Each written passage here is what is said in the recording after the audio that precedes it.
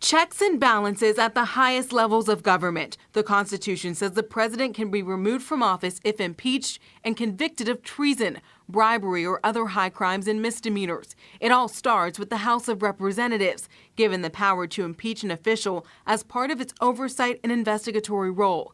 Impeachment wouldn't mean much unless the Senate convicts the president. Here, the Senate acting as the courtroom for an impeachment trial with appointed members of the House serving as the prosecution. Would certainly be dramatic. The Chief Justice would come over and sit and preside over in the Senate chambers, but it's unlikely that there would be dramatic, damning testimony given. William Humphreys is a political science professor at UC.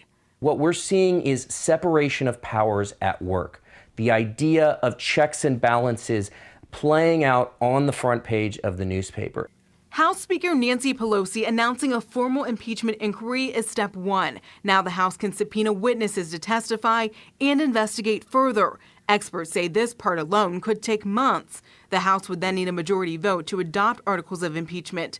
The Senate hears the case and votes that the official should be convicted and removed from office. That takes a 2/3 majority.